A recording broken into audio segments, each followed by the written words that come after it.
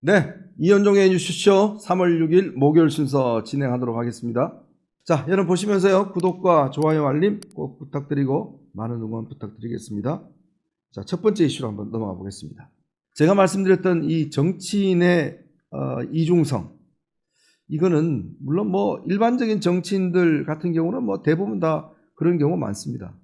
그런데 문제는 국가의 최고 권력을 가진 사람이 겉과 속이 다르다 그러면 이거는 어떨까요?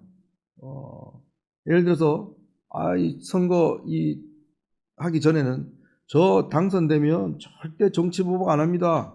저 절대 그 사람들하고 정치 보복 안 할 거예요. 라고 했던 사람이 딱 끝나자마자 바로 그냥 정치 보복을 한다든지 뒤통수 친다는 할 경우에, 또 예를 들어서 선거 때는 뭐 사탕 발린 공약을 해놔놓고 선거 끝나자마자 뭔 소리야, 제가 그런 말 한 적 없어요 라고 하는 사람들, 아마 국민들이 신뢰하기가 어렵겠죠. 근데 이재명 대표가요, 어제 매불쇼라는 이 유튜브 방송에 출연을 했습니다. 어제 이런 이야기를 했습니다. 2023년도 체포동의안이 그때 가결됐을 때의 상황들을 이렇게 이야기를 했습니다. 당시 검찰이 수사 과정에서 벌인 일과 당시 당내 움직임 등을 맞춰보니 당내 일부하고 검찰이 다 짜고 한 짓이다. 짰다는 증거는 없고 추측이다. 또 이렇게 이야기를 했고요. 또 이런 이야기를 했습니다. 그해 6월에 민주당에서 유력한 분을 만났는데, 이게 아마 누군지는 모르겠습니다만은 유력한 분을 만났는데 사법 처리가 될 거니까 당대표를 그만두지 않으면 일이 생길 것 같으니 본인을 위해서나 당을 위해서 사퇴하라며 사퇴 시점까지도 알려줬다. 이런 이야기를 합니다. 이 당내 비주류 압박하고 검찰의 수사 타이밍이 딱 맞아떨어진다. 이렇게 이야기를 했어요. 그런데 또 이런 이야기를 했습니다. 내가 가결해달라고 하면 가결한 사람들이 드러나지 않는데 이 책임을 물어야 된다. 그런데 부결을 요청해서 가결 동의자를 최소화하고 거기에 대해서 당과 국민이 책임을 물을 거라고 봤다. 그러니까 뭐냐면 내가 저 부결해 주세요 이렇게 이야기를 하면 가결한 사람들이 확실히 드러나잖아요. 그걸 딱 집어서 책임을 물으라고 그랬다는 거죠. 그러면서 당시에 총선 공천 때 결국 비명 행사가 일어났지 않습니까? 그러니까 2차 체포동의안이 가결이 됐고 구속영장 실질심사에서 영장이 기각됐습니다. 그 이후에 총선이 치러지면서 그때 비명 행사가 일어났죠.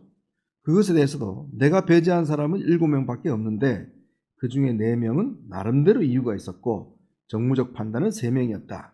나머지는 경선에서 당원들이 다 갈아낸 것이다. 즉 내가 한 게 아니라 당원들이 알아서 갈아냈다.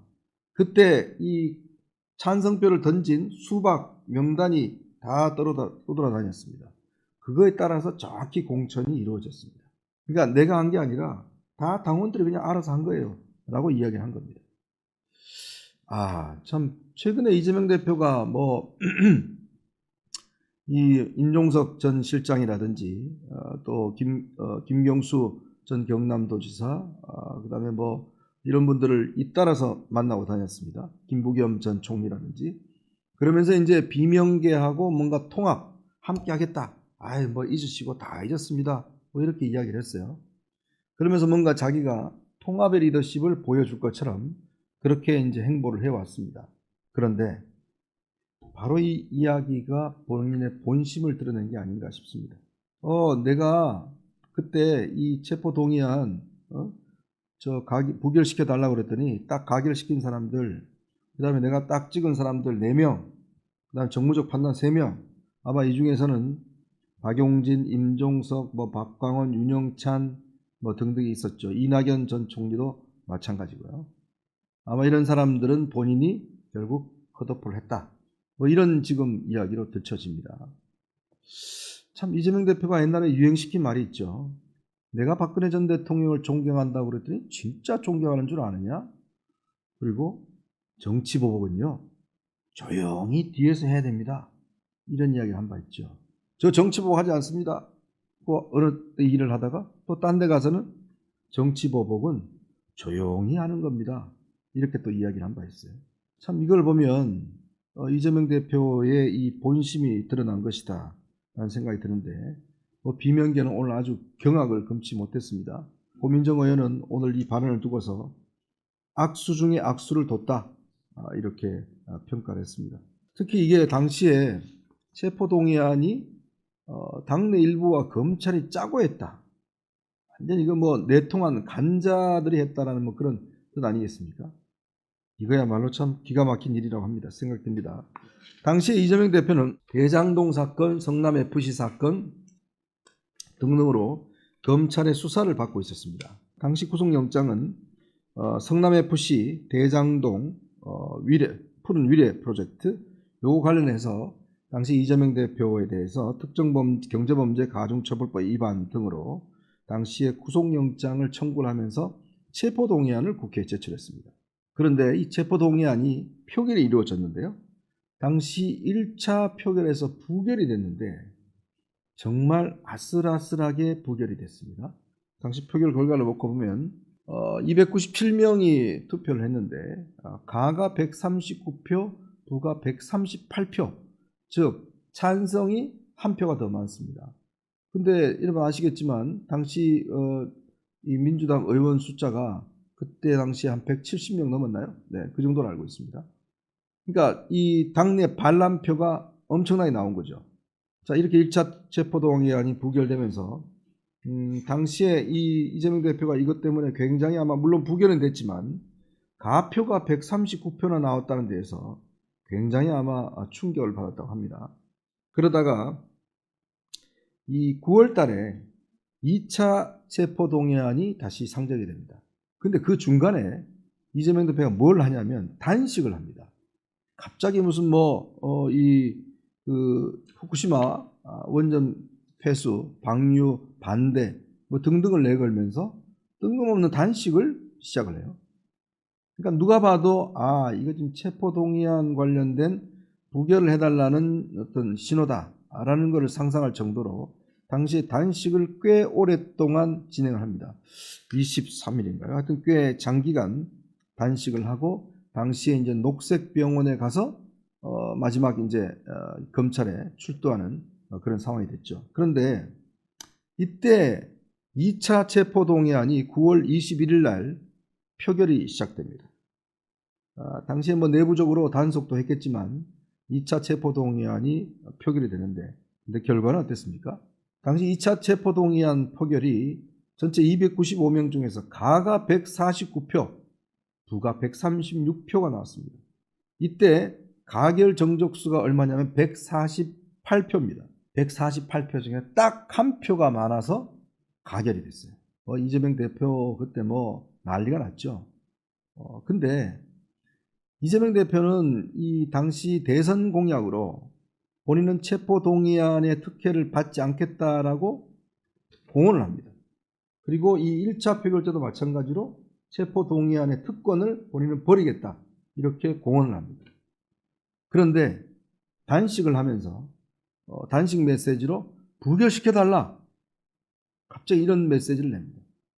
아니 그전에는 체포동의안에 대해서 본인 특권 안 받겠다 그렇게 이야기를 하다가 갑자기 단식을 하면서 부결시켜주세요 라고 이야기를 합니다. 본인이 부결시켜달라고 그랬는데 이야기 듣고 가결표를 찍은 사람도 있겠죠. 이렇게 해서 결국은 영장 실질 심사를 받게 됩니다. 근데 참 이재명 대표 입장에서는 운이 좋다고 해야 될까요? 당시 유창훈 부장판사가 결국 이 구속영장을 기각합니다. 기각하면서 위중교사 사건은 상당히 의심이 된다라는 이야기를 하고 또 이 당대표 공직이 있기 때문에 도주 우려가 없다 이런 핑계를 대요. 당시 아마 엄청난 비난을 받았죠. 근데 이재명 대표가 이제 기각이 되니까 아주 승승장구를 했습니다.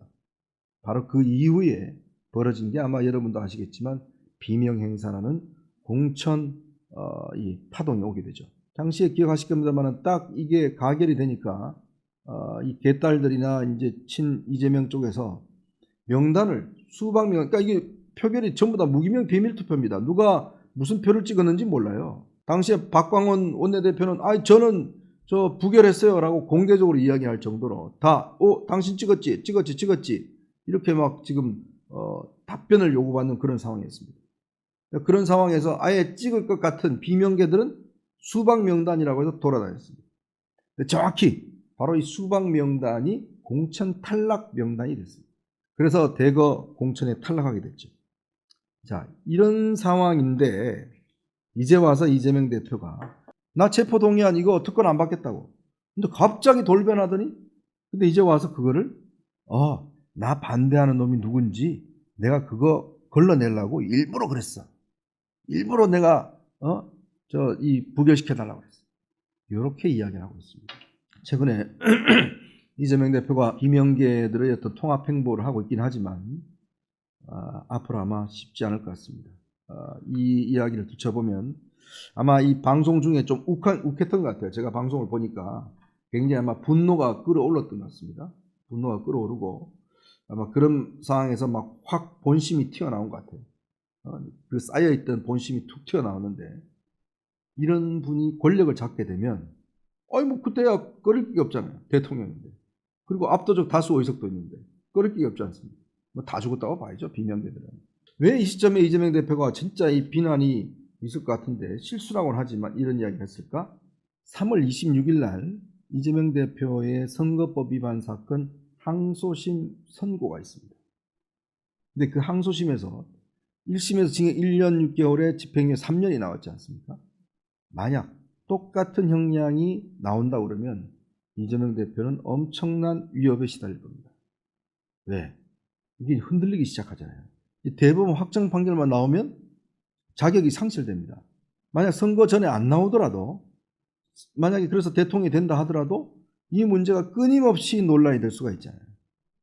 그거에 대비해서 만약 내가 2심에서 유죄 나오는데 또 비명계들 날 흔들어 봐. 나 가만 안 있을 거야. 저는 그런 협박이 아닌가라는 생각이 들어요. 근데 이제 지금 비명계들이 잔뜩 웅크리고 있다가 이재명 대표 2심 결과만 나오면 이재명 대표 이거 리스크 있는데 하면서 계속 이제 비명계들이 결집할 수 있는 가능성이 있다 보니 그런 움직임들을 좀 눌러놓기 위해서 경고하는 거죠. 나 봤죠? 지금 나 이거 다 챙기고 있어요. 그때 저 한 사람들 내가 다 그 다음에 다 찾는 거 보고 있죠? 딱 이야기를 하는 겁니다. 그럼 결국 이재명 대표가 이 항소심에 유죄 나올 것에 대한 본인은 뭐 아예 걱정 없습니다. 뭐 괜찮아요. 무죄 나옵니다. 라고 하지만 속으로는 나 떨고 있니? 라고 하는 거하고 똑같은 거다. 본인이 떨고 있기 때문에 그 본인에 대해서 앞으로 반대할 사람들에서 사전 경고를 하고 있는 게 아닌가. 저는 그런 생각이 언뜻 듭니다. 제가 아까 서두에 말씀드렸듯이 이재명 대표 정치 보복 안 하겠다고 이야기를 하고 있습니다.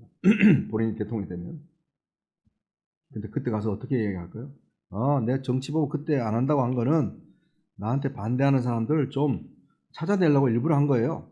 뭐 이렇게 또 이야기를 하지 않을까요? 어제 이야기 다르고 오늘 이야기 다르고 시시각각 이야기가 달라지기 때문에 무엇이 본심인지는 모르겠습니다만 그래도 말이 바뀌어도 너무 많이 바뀐다. 그리고 이렇게 말이 많이 바뀌는 사람이 최고 권력을 갖게 될 경우에 그 위험성 굉장히 크다라는 부분들을 제가 여러분에게 먼저 경고성으로 좀 말씀을 드리겠습니다.